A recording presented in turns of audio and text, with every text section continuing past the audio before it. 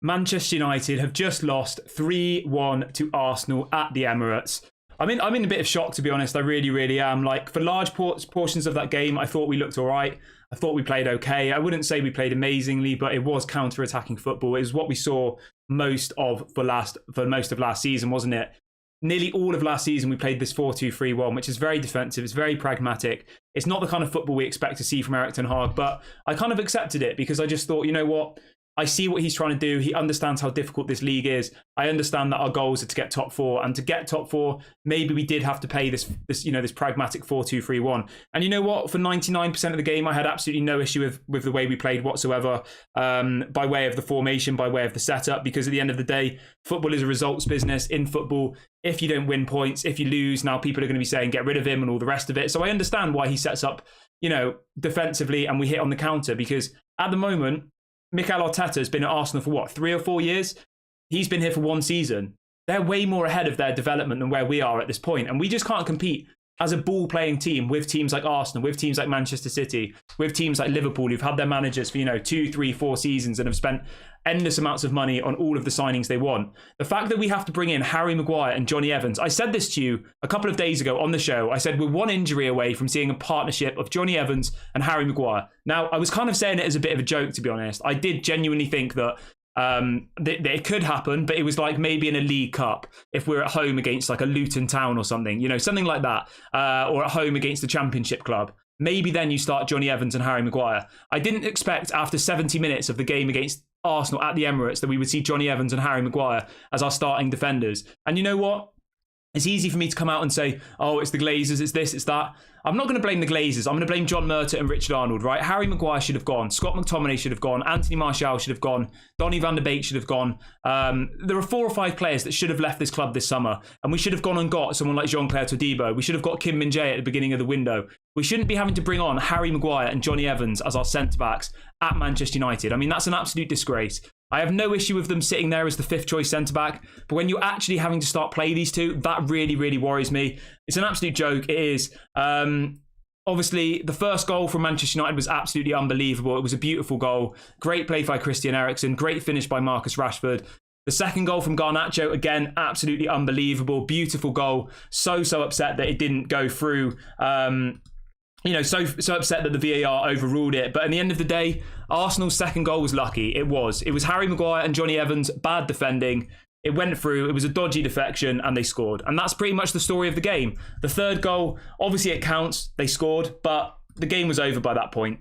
Now, I don't really see how we can blame Erik ten Hag for any of that. I really don't. Like, the only thing you can blame Erik ten Hag for is for setting up defensively as a 4-2-3-1. But I think if we hadn't have done that, we'd have lost by even more goals. So I can't blame Erik ten Hag for the tactics he used. I thought the way we set up was fine, a 4-2-3-1. Obviously, Rasmus Højlund came on the pitch and he looked quite decent. He looked okay. But overall, people saying, oh, it's Erik ten Hag's fault. How is that Declan Rice goal Erik ten Hag's fault? How can you blame that on Erik ten Hag? You can't. And if you are, then you're just using him as a scapegoat, because all that was the ball came into the box. It took a deflection off Maguire and it went in. It was literally written in the stars, wasn't it, when Harry Maguire came on the pitch? There was obviously going to be some goal that involved him, and it was. It was in the 97th minute. There was 1 minute left of added time, and Harry Maguire deflects it into our goal. Like, what can we really say? How was that Erik ten Hag's fault? Now, I mean, if you want to be really, really critical, the only way that I could blame Erik ten Hag for that was for not pushing Harry Maguire and stuff out of the club. But as we all know, they have contracts. McTominay has a contract. You can't force them to leave. You can't just say, get out of my club and throw them out on the streets. You can't. And if you do, you have to pay off all of their contract. And Manchester United clearly weren't willing to do that, as we saw with Harry Maguire. So this does just all boil back to John Murtaugh, Richard Arnold, the lack of ability to be able to buy and sell players, Ed Woodward for giving out these stupid contracts to these very average players. Like, I don't see how else you can blame this on anybody else. I really, really don't. We shouldn't be having to play a match in a professional league like the Premier League with Johnny Evans and Harry Maguire in the team as the centre-backs. You just simply shouldn't. But overall, I just don't think that we played badly. I don't. It was what I expected to see from us. I thought we played better than we did against Wolves, 100%. I think we played better than we did against Tottenham, 100%. I don't think we played as good as we did against Nottingham Forest, but that game was a bit of an anomaly. They scored 2 goals in the first 5 minutes and then we were chasing the game and on them for the whole match. Whereas this one, I think we defended well. I thought we looked decent at times. I thought we could have won the game. You know, we had more good chances than Arsenal did up to when they scored their second goal. Rashford should have scored probably earlier on in the game. Garnacho obviously did score and it was ruled off offside. Maybe that shouldn't have been ruled off. I don't know. I haven't seen the replay enough to be critical about that one. But at the end of the day, we can't sit here crying because of VAR. The goal didn't go in. It was ruled out and Manchester United have lost the game. But do let me know what your thoughts are on the situation. Are you blaming this all on Erik ten Hag? I saw people in the live chat when we were doing the watch along saying, oh, he should have subbed people earlier on, blah, blah, blah. Like, subbing on Rasmus Højlund at 60 minutes is perfectly normal. I have no issue with that whatsoever. Bringing on Harry Maguire for an injured Lisandro Martinez. So you're telling me that he should have kept Martinez on when he's injured and on the floor? That's complete rubbish. Maguire had to come on. The problem here is that Maguire is still at the club. The problem here is that we're being put in a position where we have to use Harry Maguire as the backup centre-back. Johnny Evans for Lindelof, that was obviously because Lindelof was on a yellow card. There was about 10-15 minutes left of the game, and he was obviously worried that Lindelof was going to do a dodgy tackle, or Lindelof was going to be afraid to put in a tackle, but because he thought he would get another card, and that's why he came on. So I have zero issue with the substitutions. Maybe Garnacho could have come on earlier, but I think Anthony had a good game. He defended well. For 90% of the game, I thought Anthony did really, really well. I thought he was very active on that right wing. He defended well. He tracked back. Whenever he lost the ball, he came and won it back. So I've got no bad things to say about Anthony. I don't think he should have been brought off any earlier. Obviously, Anthony Martial was a ghost, but I don't think we'll see Anthony Martial starting for Manchester United again, personally. I'd be very, very surprised. And I think people who are saying, you know, blaming Erik ten Hag, I think that's just a scapegoat, and I think that's just a bit lazy, personally.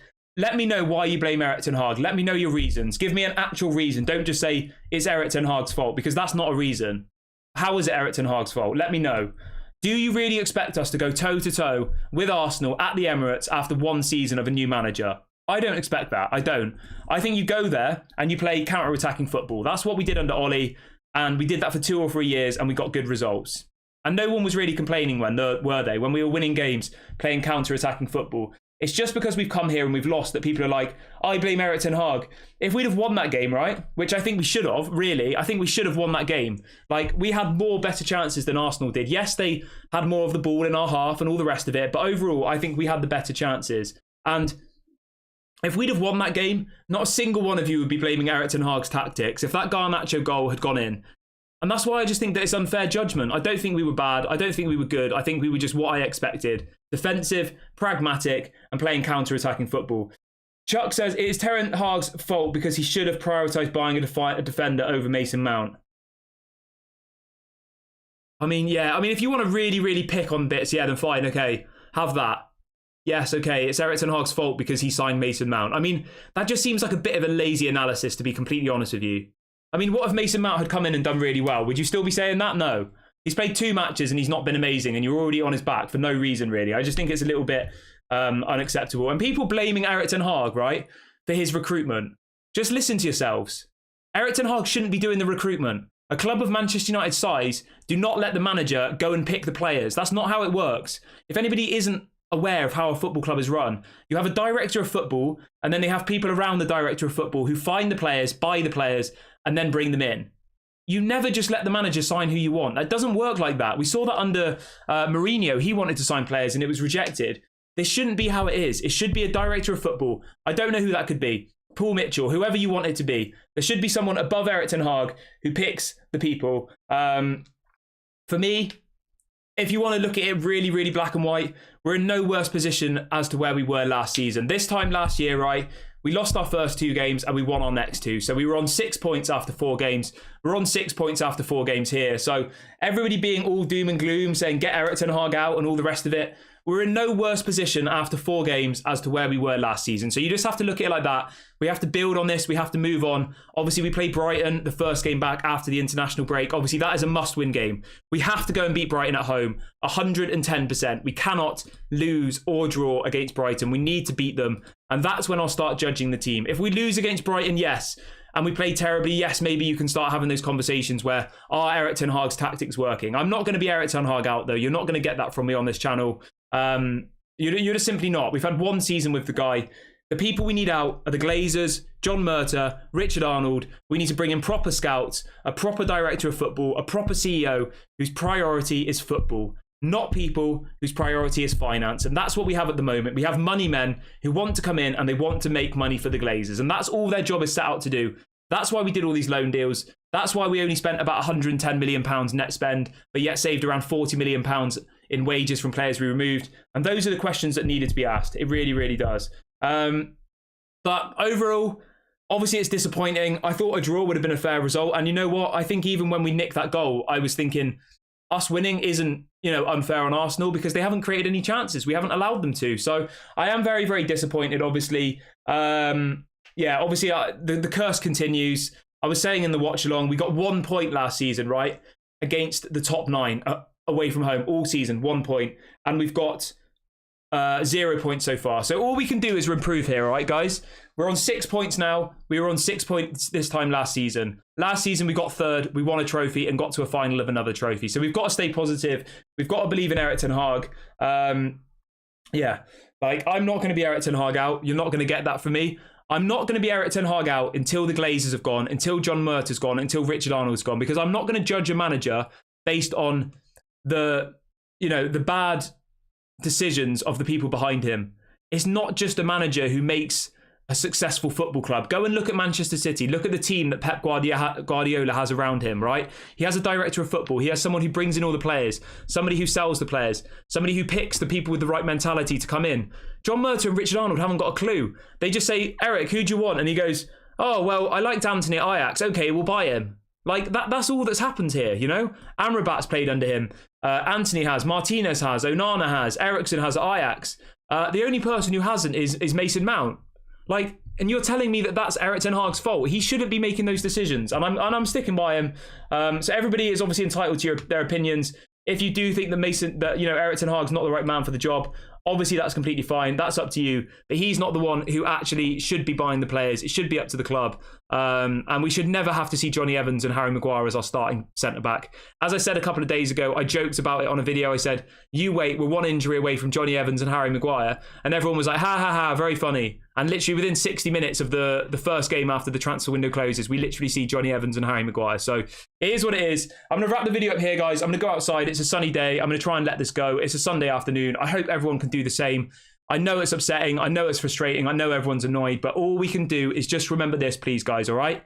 As I said to you, I've said it twice now, but I'm going to say it a third and final time before I end the video.